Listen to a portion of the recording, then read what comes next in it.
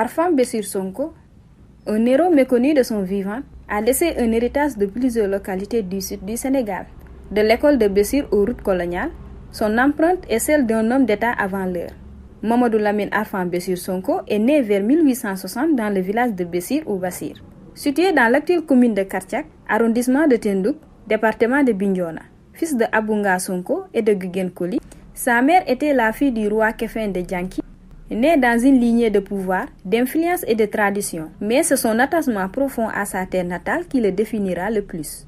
L'histoire l'identifie définitivement sous l'appellation de Arfan Bessir Sonko, un bâtisseur respecté de l'administration coloniale. Arfan Bessir Sonko était un chef dans l'âme, plébiscité par ses pairs. C'est en 1905 qu'il est désigné chef de village de Béchir.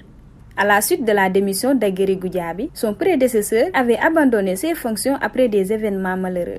20 ans plus tard, en 1925, Arfan Bessir Sonko est promu chef de canton du Djoukout Nord, puis en 1938, il devient chef supérieur de province, autorité suprême sur les cantons du Djoukout Nord et Djoukout Sud, fusionnés en une entité, la province du Boulouf, aujourd'hui l'arrondissement de Tendouk. Il s'affirme comme un bâtisseur inlâchable, un homme de paix, un éducateur convaincu et un médiateur social. À une époque où la Casamance était encore sous la règne de l'administration coloniale et marquée par des conflits intercommunautaires, avec une absence criante d'infrastructures. Reconnu pour sa rigueur et son sens de l'organisation, Arfan Bessir Sonko gagne le respect des autorités coloniales. En 1938, il est élevé au rang de chevalier de la Légion d'honneur française.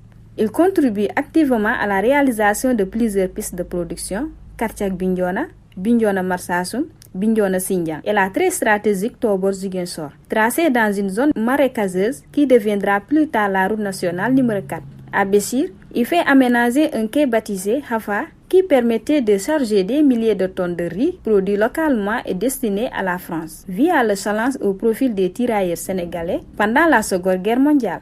Son œuvre le plus symbolique reste sans doute la création de l'école de Béchir en 1927, fonctionnelle en décembre 1930. Face à une proposition financière des colons, il refuse l'argent et revendique la création d'une école.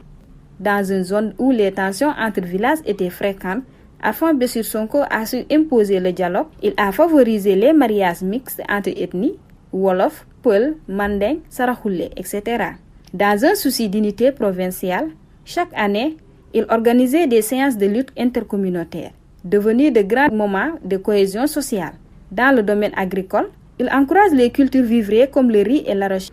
Un homme discret d'action, Arfan Bessir Sonko décédé le lundi 28 février 1955. Il serait inhumé le jour même, conformément à ses dernières volontés dans la plus grande discrétion, au sein de la maison familiale. Depuis sa mort, le nom d'Arfan Bessir Sonko continue de résonner dans la mémoire des populations du Boulouf, de la Casamance et du Sénégal tout entière.